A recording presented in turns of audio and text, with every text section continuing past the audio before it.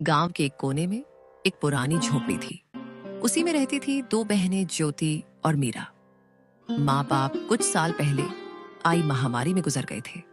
उनके जाने के बाद दोनों बहनें खुद ही एक दूसरे की सहारा थे। एक दिन अपने ही धुन में झूलती हुई मीरा मंदिर से लौट रही थी।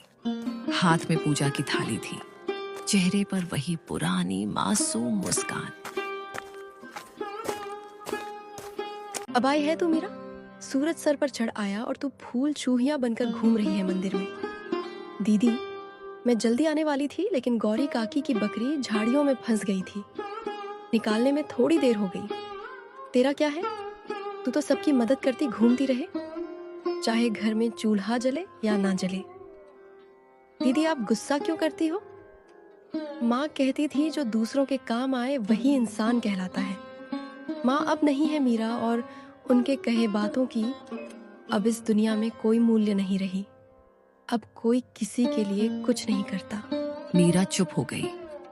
उसके चेहरे पर हल्की उदासी थी। वो झोपड़ी के कोने में रखे उस लकड़ी के संदूक तक गई जिसमें माँ की यादें अब भी सांस लेती थीं। संदूक से निकाला हुआ एक साड़ी मीरा छू के अपनी दीदी से बोली, दीदी, जब यह साड़ी माँ पहनती थी ना, तब हमें देखकर मुस्कुराती थी। कहती थी तुम दोनों एक दूसरे का सहारा बनना।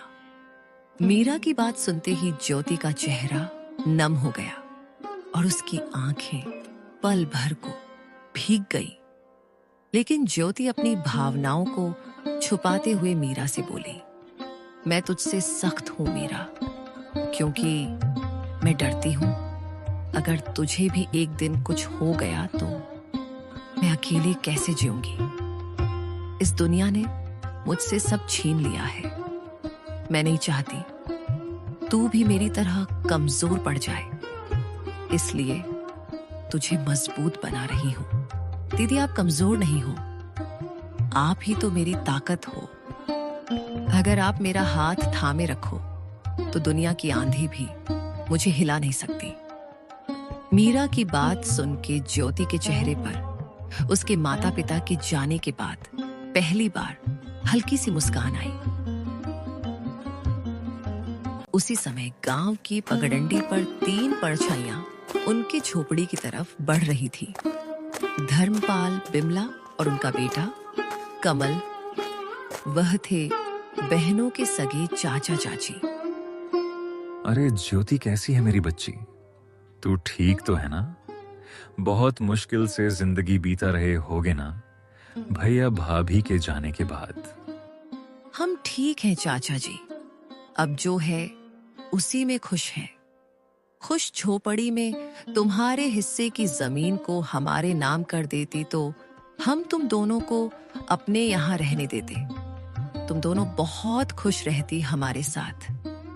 हाँ मां, तुम सही कह रही हो। इनका घर भी पुराना हो चुका है और अब ये जमीन भी यूं ही पड़ी है, बर्बाद हो रही है।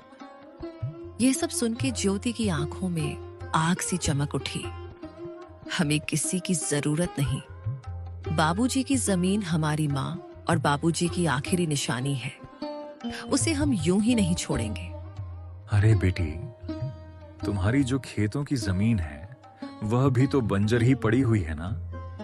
और वैसे भी दुनिया समझदारी से चलती है और औरतें खेत नहीं जोतती। देख लेना, एक दिन रोती हुई आओगी हमारे पास, तब समझ आएगा कि रिश्तेदारों से मुंह नहीं मोड़ा करते। ज्योति को यह सब सुनाकर तीनों वहां से निकल गए। लेकिन मीरा यह सब घर के अंदर से सुन रही थी। यह सुन के उसका चेहरा उतर गया। दीदी, क्या सच में हम अकेले पड़ जाएंगे? वो लोग हमारी जमीन लेना चाहते हैं ना? हाँ मीरा, पर जब तक मैं जिंदा हूं कोई हमारी जमीन छू भी नहीं सकता। तुझे कुछ नहीं होने दूंगी। रात को चूल्हे के आगे बैठी हुई मीरा अपनी दीदी से बोली, दीदी, माँ की साड़ी मैंने संभाल के फिर से संदूक में रख दी है। और हाँ दीदी, कल भागवत कथा है गांव में, चलोगे ना? मन को थोड़ा शांति मिलेगा सुन के। लोग बातें बनाते हैं मीरा, ताने मारते हैं और सोचते हैं कि हम प्रसाद के लालच में जाते हैं, पर हम तो अच्छे हैं ना।